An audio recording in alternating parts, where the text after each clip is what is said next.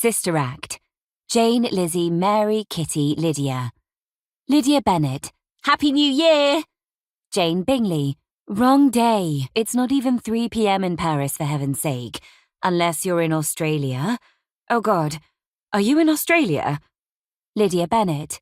Gardner, bitches, I'm coming home. Missed voice call. Jane Bingley. Really? Does Mum know? Please don't get drunk. Lydia Bennet. Too late and no. Surprise! Do not tell her.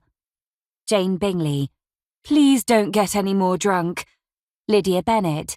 Okay, Mary. Jane Bingley. It's Jane. Lydia Bennet. Hard to tell. Kitty Miller. OMG, seriously? Why? How long for? Call me when you get here, or just come to the Dragon. Dave's playing. Off to drop bridge at Mum's now. Also, Mary isn't even in here. Lydia Bennet. Yes, she is. She doesn't post. She lurks. Lurker. Got to go. Train boarding. Love you. Jane Bennet. Lids, please don't drink any more. I'm serious. Not today. Missed voice call. Jane Bennet. Lids? January. It is a truism frequently invoked by the members of the Meryton Women's Guild that one is only ever as happy as one's unhappiest child. So, with 5 daughters and 4 grandchildren, it was a miracle Mrs. Hester Bennet ever raised a smile. At best, she was only ever tentatively pleased, and even then understood that her contentment rested on the edge of a gaping precipice into which she would inevitably tumble the second Kitty or Lydia. It was almost always those two, messaged in the clutches of yet another existential crisis.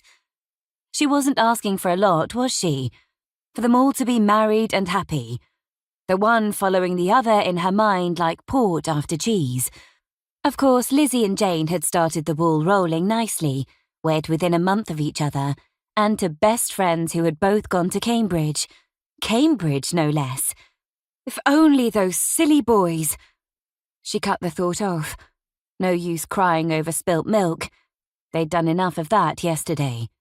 No, one had to move on. Even if, as in Jane's case, it was with George Wickham. Still, even he seemed to have grown up since that silly business with Lydia, and he was obviously besotted, doted on Grace as well, which took some doing. 15 was never the easiest of ages with girls. So good on Jane, really. And Kitty hadn't let the disaster that was her ex-husband and Bridget's biological father stop her. Dave might only be a postman, but he had a good head of hair, his own flat, and was handy with mechanics, and really, that wasn't to be sniffed at. Not in these days. Lizzie might take a leaf out of her sister's books, and at least make an effort to find another man, instead of burying herself in birth canals at work. She was still solidly attractive, financially stable, though private gynecology would surely pay better, and 43 was no age these days, not with HRT and Spanx. Besides, having a C-section will have helped down there. No little accidents. Not like the time Mrs. Bennet had been persuaded onto the new trampoline by Kitty and Bridget. Still, at least Bridget had been young enough then to blame it on, though she might feasibly have picked Kitty, given the heft of Bridget when she came out.